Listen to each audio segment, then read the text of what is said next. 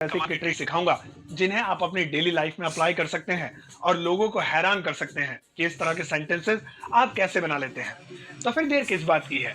मेरा नाम है सरताज एंड वेलकम टू सीखो ऑफिशियल शो स्पोकन इंग्लिश। तो चलिए दोस्तों, शुरुआत करते हैं आज की इस वीडियो की। मैं आपको एक एक कर इंग्लिश के कुछ ऐसे मैजिकल रूल्स समझाता हूं जो किसी ट्रिक से कम नहीं है। सबसे पहले हम बात करते हैं हु की। अगर आप ऑनलाइन इसके बारे में सर्च करेंगे तो आपको इसका सबसे बेसिक और सबसे पहला मतलब मिलेगा कौन। यानी हु मतलब कौन, तुम कौन हो, हु आर यू। कौन रो रहा है, हु इज क्राइंग या हु इज वीपिंग। लेकिन अब मैं आपको इसके बारे में कमाल का फैक्ट बताता हूं। हु इंग्लिश का एक ऐसा वर्ड है कि जिसे अगर आप शुरू में यूज करते हैं यानी सेंटेंस की स्टार्टिंग में यूज करते हैं। अब अगर आप सेंटेंस के लास्ट में एक फुल स्टॉप लगाते हैं तो ऑटोमेटिकली ये एक जवाब बन जाएगा, और अगर आप सेंटेंस के लास्ट में एक क्वेश्चन मार्क लगाते हैं तो ये ऑटोमेटिकली एक सवाल बन जाएगा। अब आप सोचेंगे कि ये तो एक कॉमन सी चीज है, अगर हम किसी सेंटेंस के लास्ट में क्वेश्चन मार्क लगाएंगे तो जाहिर सी बात है वो एक सवाल बन जाएगा। ऐसा बिल्कुल नहीं है। जैसे आई एम गोइंग, मैं जा रहा हूं, अगर आप इस सेंटेंस के लास्ट में क्वेश्चन मार्क लगाएंगे तो क्या ये सवाल बन जाएगा? नहीं, ये पूरा सेंटेंस ही गलत हो जाएगा। लेकिन हु वाले सेंटेंसेस में आप क्वेश्चन मार्क और फुल स्टॉप दोनों लगा सकते हैं। अगर आप क्वेश्चन मार्क लगाते हैं तो हु का मतलब होता है कौन, लेकिन अगर आप इसके बाद एक फुल स्टॉप लगाते हैं तो हु का मतलब होता है जो। कुछ एग्जांपल्स लेते हैं फिर आप बनाकर देखिए।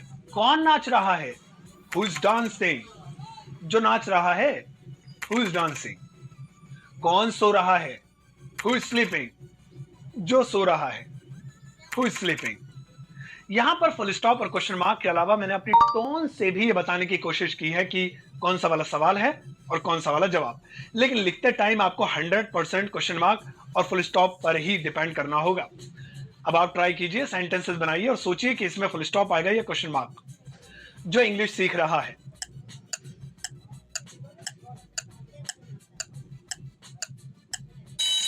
करेक्ट आंसर है हु इज लर्निंग इंग्लिश। जो गाना गा रहा था,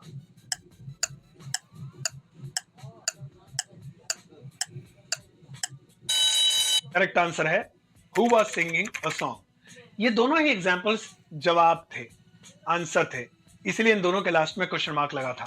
लेकिन यहां पर दोस्तों आपको ग्रामर का एक लूप होल समझना होगा। अगर आप हु का इस्तेमाल जो के लिए करते हैं तो ऐसे में आपको हु वाले सेंटेंसेस के साथ साथ एक रिलेटिव क्लाउज लगाना होगा, वरना ये पूरा सेंटेंस गलत हो जाएगा। फॉर एग्जाम्पल, जो छत पर सो रहा है, who is sleeping on the roof. अगर मैं इसे बस इतना ही बोलूं तो ये गलत है। मुझे इसके साथ एक रिलेटिव क्लाउज लगाना होगा, यानी सही सेंटेंस कुछ ऐसे होगा। मैं उस लड़के को जानता हूं जो छत पर सो रहा है। यहां पर मैंने दो सेंटेंसेस बोले। पहला, मैं उस लड़के को जानता हूं, ये है रिलेटिव क्लाउज। जो छत पर सो रहा है, ये वही सेंटेंस है जो अभी मैंने बनाया था। अब अगर हम इन्हें एक साथ बोलेंगे तो ये बोलने में और लिखने में सही माना जाएगा। I know the boy who is sleeping on the roof. लेकिन अगर आप हु वाले सेंटेंसेस अकेले बनाना चाहते हैं बिना रिलेटिव क्लाउज के, तो ऐसे में आपको द वन का यूज करना होगा। जो छत पर सो रहा था, the one who was sleeping on the roof. अगली ट्रिक है WH फैमिली वर्ड्स के बारे में, जैसे वाई, वैन, हु। ट्रिक यह है कि अगर किसी भी सेंटेंस में आप इन वर्ड्स का यूज करते हैं तो वो अपने आप में एक सवाल होते हैं और उनकी हिंदी डिपेंड करती है कि आपने कौन सा वर्ड यूज किया है। जैसे वेयर का मतलब कहां, हाउ का मतलब कैसे, वाई का मतलब क्यों। अब ट्रिक यह है कि अगर आप इन वर्ड्स को हटा देंगे तो ऑटोमेटिकली उस सेंटेंस का मतलब हो जाएगा क्या। एग्जाम्पल देकर बताता हूं, फिर आप ट्राई कीजिएगा। तुम क्यों रो रहे हो, वाई आर यू क्राइंग। यहां मैंने वाई सबसे पहले लिखा है क्योंकि मैं बोल रहा हूं क्यों। लेकिन अगर मैं वाई हटा दूं, आर यू क्राइंग, तो इसका मतलब हो गया क्या तुम रो रहे हो। ऐसे ही, तुमने क्या खाया, what did you eat. What हटा दो, डिड यू ईट, क्या तुमने खाया। तुम कहां जा रहे थे, where were you going.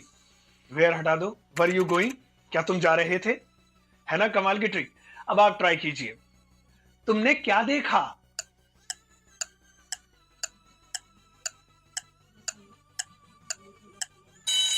Correct answer है what did you see.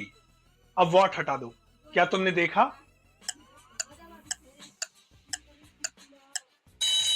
Correct answer है डिड यू सी। ऐसे ही, तुम कब आओगे,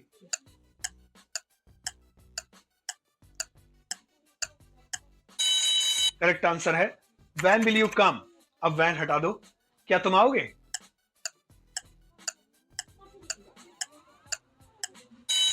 सही जवाब है विल यू कम।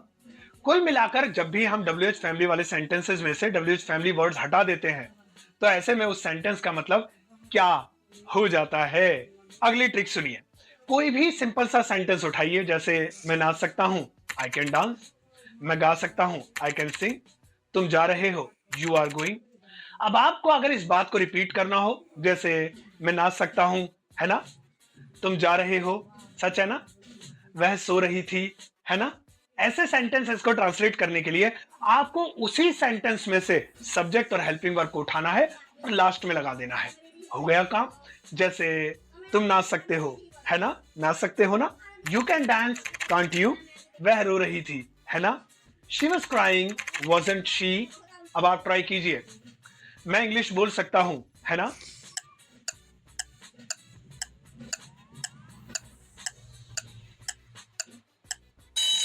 सही जवाब है I can speak English can't I. वह सो रहा है ना।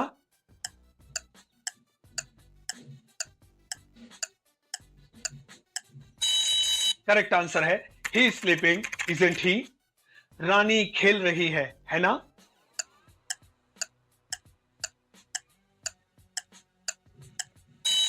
सही जवाब है Rani is playing isn't she.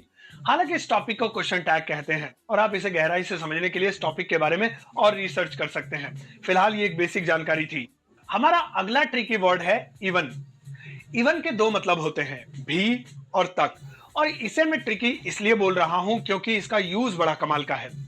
आप किसी भी सेंटेंस में किसी वर्ड के साथ जब इवन लगाते हैं तो पूरा फोकस और पूरा स्ट्रेस उसी वर्ड के ऊपर हो जाता है।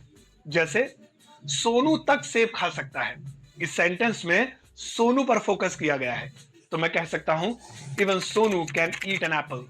सोनू सेब तक खा सकता है, सेंटेंस वही है लेकिन इस बार फोकस सोनू से उठकर एप्पल पर चला गया, तो मैं कहूंगा Sonu can eat even an apple. अब आप ट्राई कीजिए। मैं तक जानता हूं,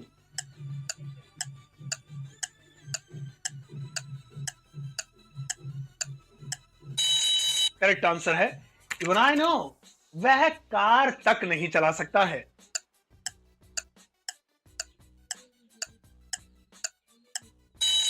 करेक्ट आंसर है he can not drive even a car.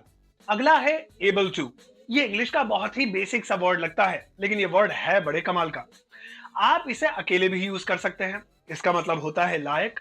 मैं जाने लायक हूं, I am able to go. तुम खेलने लायक हो, you are able to play. वह बोलने लायक है, he is able to speak. और आप एबल में से अगर टू हटा देंगे तो इस एबल को किसी वर्ब के साथ अटैच भी कर सकते हैं और एक नया वर्ड बना सकते हैं। जैसे ड्रिंक के साथ लगा दो ड्रिंकेबल, वॉच के साथ लगा दो वॉचेबल, रीड के साथ लगा दो रीडेबल।